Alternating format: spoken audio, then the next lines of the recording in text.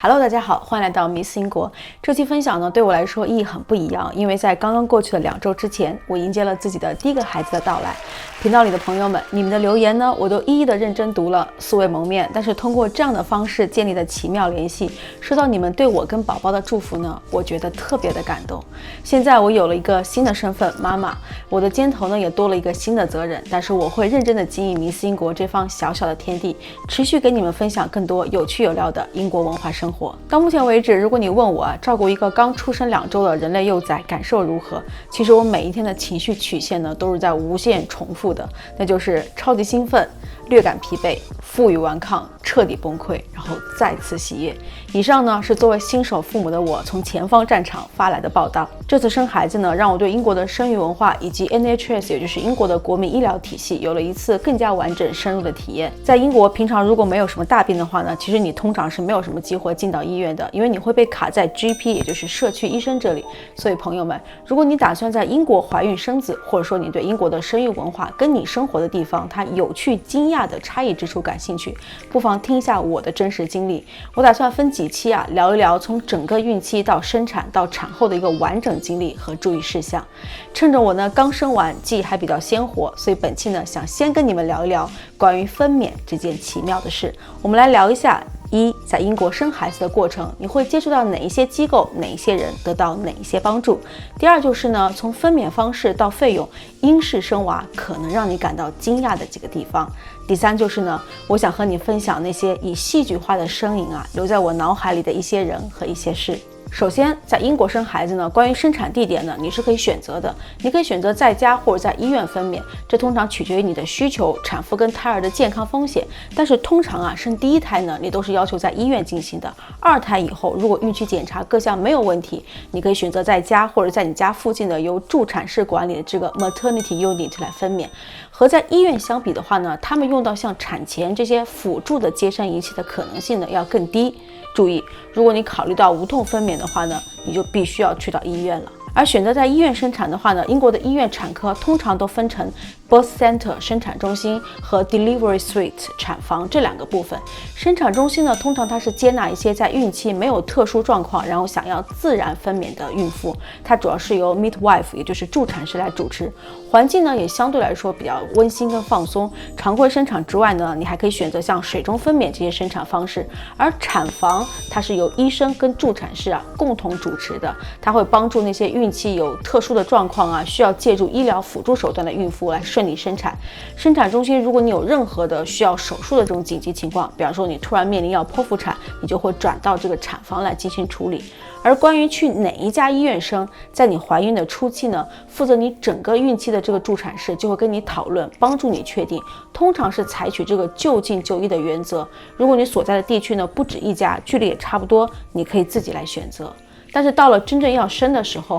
由于英国的这个产科它的床位有限，不少的孕妇她在这个 early labor 就是早期的这个阵痛阶段呢，她需要先在家等待。这个过程当中，如果情况不对，你随时可以联系去到医院检查。陪伴每一个准妈妈整个孕期的这个黄色的 notebook 上呢，它有医院的这个 maternity center 24小时在线的电话。通过电话沟通呢，他们会初步判断你的情况。孕妇通常呢会被建议先去到医院的这个叫 triage， 就相当于是产妇的观察跟分诊室，然后他们会进行检查之后呢，根据你的状况判断你是紧急状况呢，还是你需要留院观察，还是你要回家继续等待。一般非紧急的这个危险状况下呢，基本上宫口你没有开到3到4指，你都会被要求打道回府，因为你还没有到这个真正生孩子的最后阶段，他们把它叫做 established labor。 而关于这个最后阶段的判断呢，这就是一件相当折磨人的事情了。因为宫缩启动以后呢，那种逐步升级的疼痛对于很多妈妈而言那是度秒如年。像我呢，我在正式进入到产房之前，活活痛了20多个小时，跑了3趟医院。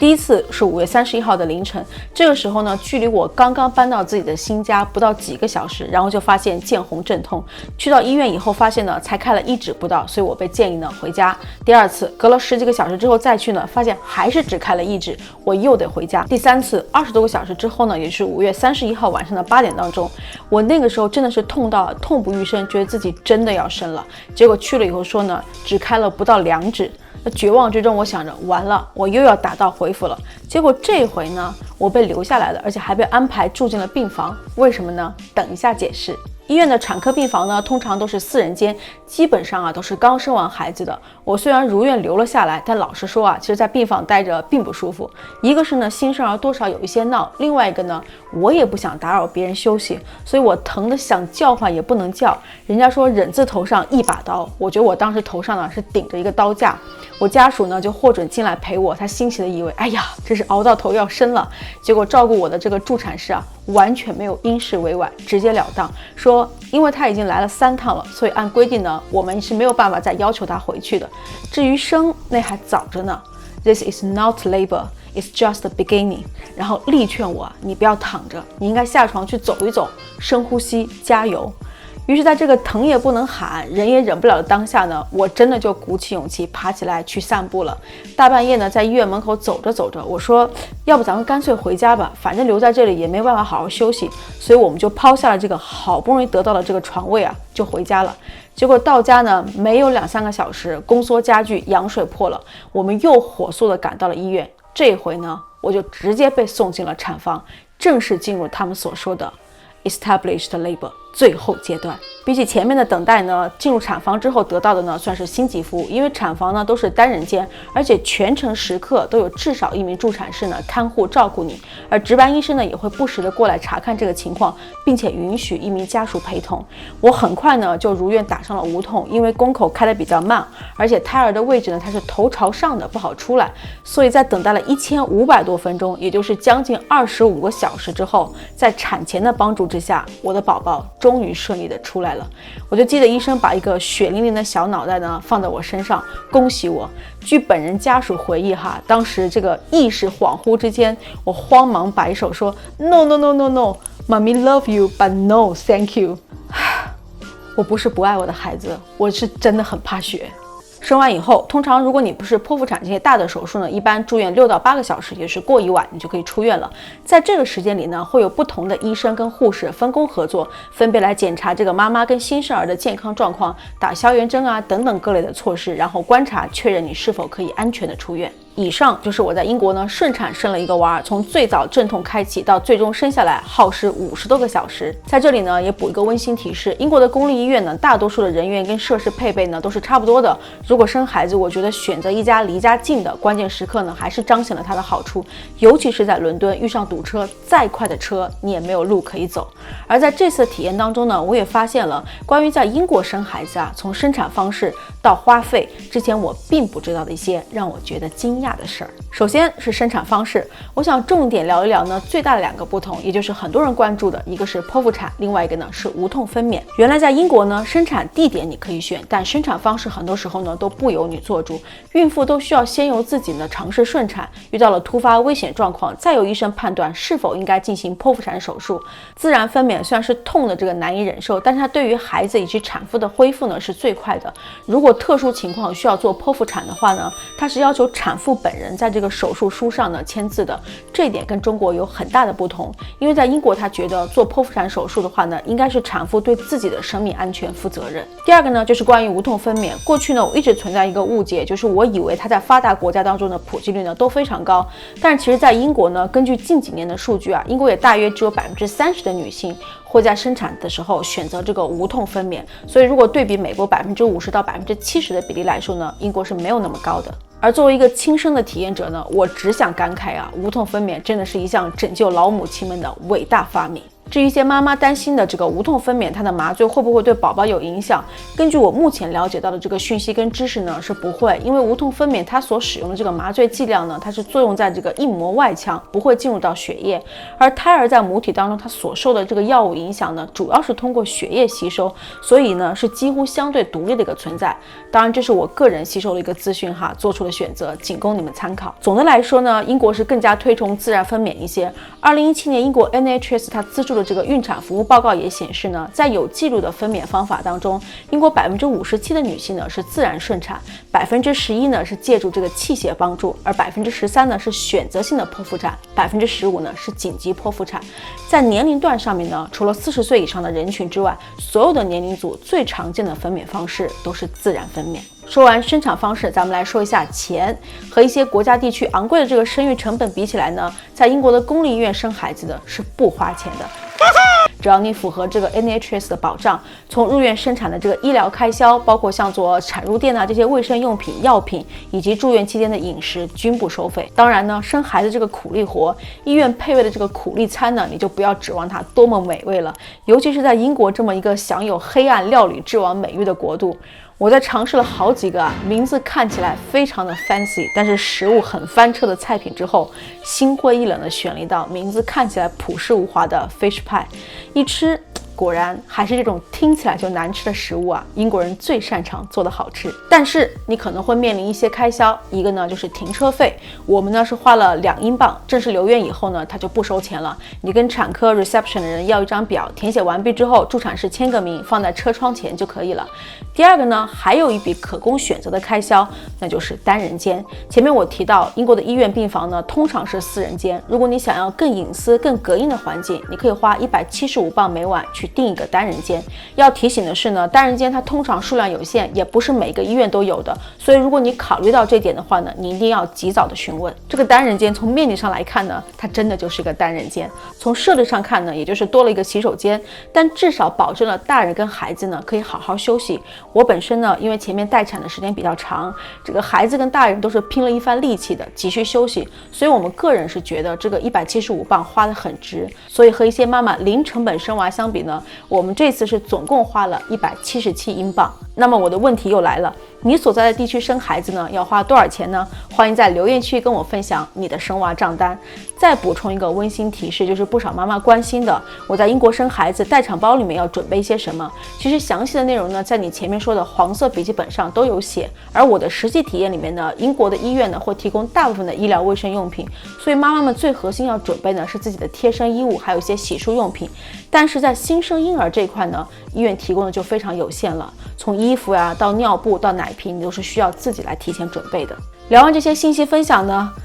就想和大家聊点感性的吧，很想和大家分享一些在我的脑海里面挥之不去的一些印象跟故事片段。一个呢，就是这次在医院呢，我发现我在产科接触的大部分的医护人员都是少数族裔，其中以南亚裔跟非洲裔为主。产科值夜班的呢，通常都是一些上了年纪，一看就非常有经验的。值白班的时候呢，你则会看到一些比较年轻的呀，包括一些实习生。比方说，我这次遇到的，在产房里面负责白天照顾我的是2个年轻的白人姑娘，非常的和善细心，但是可能真的是因为经验有限，每次被他们扎针的时候呢，我都要咬紧牙关，因为那是真的疼。而晚上负责我的呢，是个叫 Stella 的非常有经验的助产士，我想在这里呢再次的感谢她，因为她给我留下了太多的温暖回忆，甚至是在我最后生产的时候呢，给予我力量的一部分。因为从她负责把我从病房接走带到产房开始，当时我还没有打无痛嘛，她就一直在不断的鼓励我说，你是一个 strong woman， 做妈妈不容易，你要加油。当时熬过了第一个晚上，她是整晚全程陪护，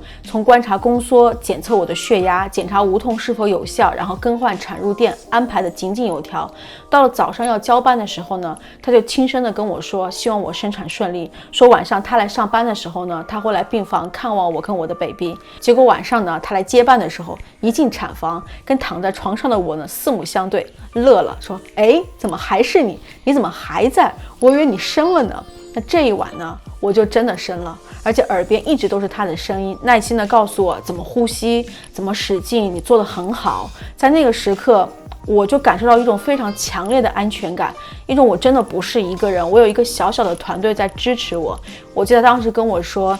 You are a fantastic woman， 我说我不是，我 Stella， 我说你才是。因为这个经历呢，我生完以后到住院期间啊，我只要看那种年轻的白人姑娘，我就心里有一点点慌。但是如果看到那种上了年纪一看就有经验的非洲裔啊，或是南亚裔的这些助产士啊，我就觉得特别的心安。在这里呢，是完全不带任何的种族或者是年龄偏见，你只能说生孩子这件事情吧，它确实是需要这个有经验的人帮助你，它可能你需要的不光是一些专业上的支持，你还需要一些精神力量上的鼓舞。也因为这个经历呢，让我想到少数族裔其实一直在英国的这个国民医疗体系 NHS 这个当中扮演着重要的角色。之前有朋友问到我关于华人在英国医疗系统的一个大概的状况。如果看人数比例呢，根据到2020年3月底的数据 ，NHS 大概130万名员工当中呢，77.9%是白人，而亚裔呢约占10.7%，黑人是6.5%，华人是占比0.6%。要补充解释的是呢，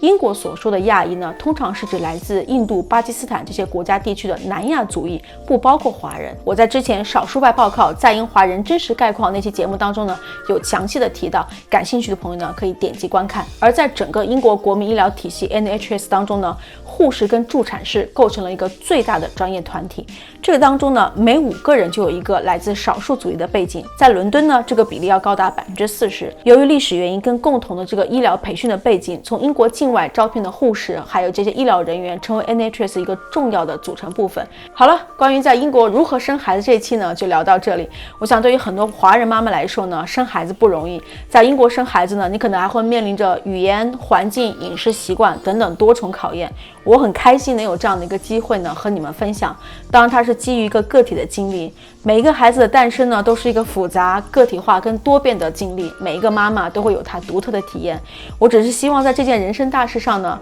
我的这个分享能够给你们提供一点信息参考。后面的视频当中，我会陆续给大家介绍前去孕检以及在英国一个新生儿的降临会得到医疗体系的哪一些特殊照顾服务和福利。最后，在停工的这2个礼拜呢，我有不时的查看频道里的留言，感谢老朋友们一路以来的支持，也感谢新朋友你来到我的频道聆听我的分享。喜欢还请点赞分享，支持我做更好的节目。欢迎在留言区告诉我你感兴趣的那些话题，我们一起来破解那些英式迷思。更多有趣有料的英国文化生活话题，Miss 英国，我们下期见，拜拜。